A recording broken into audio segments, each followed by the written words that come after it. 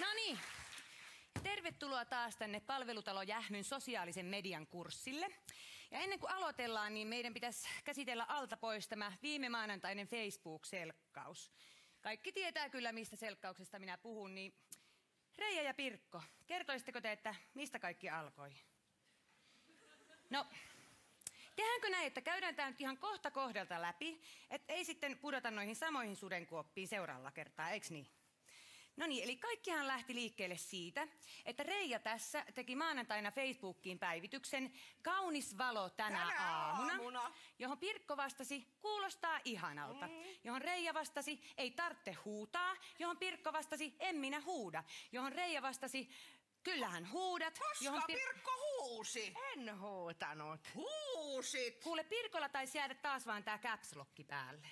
Sitten Pirkko poisti minun kaverit. Se ei ole kyllä mahdollista se. No miten se sitten katosi niin mystisesti se kaveripalkki siitä? Joo, se kato johtuu siitä, että aina kun sä yrität kirjautua tonne Facebookiin, niin sen sijaan, että sä kirjautuisit siihen sun vanhaan profiiliin, niin sä aina luot tuolta uuden profiilin vahingossa.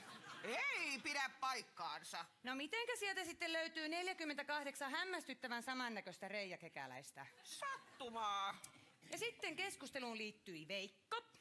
Lihansoppa. Ja Veikko kirjoitti, tyttö, äläpä. Aloit läpi tytöttelemään. No niin, rauhoitutaan. Ai, tämä vanha kurppa saa täällä tytötellä minua, niinkö? No joo. Miksi? No koska hän on sinun isäsi. Eikä ole. Olepas! Sinulla on vain alkanut tuo lähimuisti reistailla. Sinulla alkaa kohta naamas reistailla. Reija. Kuka on Reija? No sinä olet Reija. Minä olen Reija. No niin, ja selkkaus jatkui. Keskusteluun liittyi Risto. Ja kirjoitti ehkä hiukan tökerösti, Reija, vaikutat Gliffalta Kimmalta treffeille.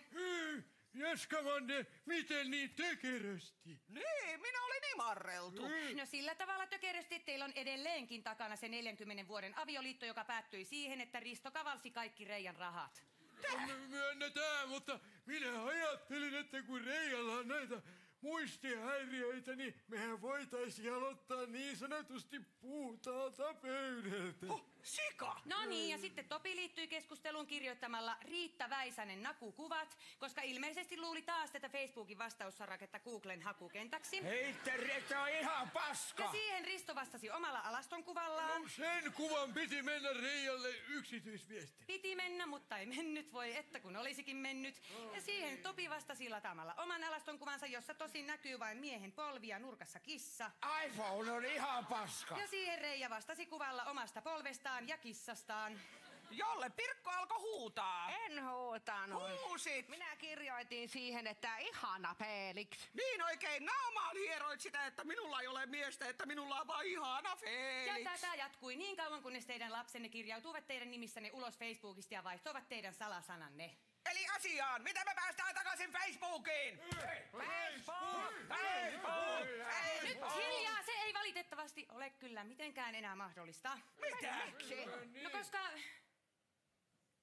koska tänä aamuna tuli tieto, että Facebook on mennyt rikki. Hei!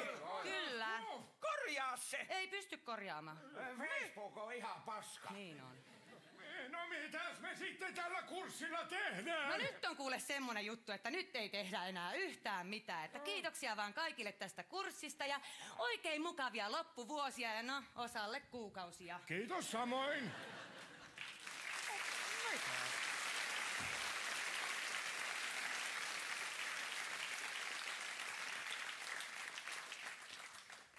Koppavaa nakku. Mitäs sitten tehdään? Lähdetään tukkimaan uimahallin vesijuoksurata. Viimeinen altaassa on mätämuna.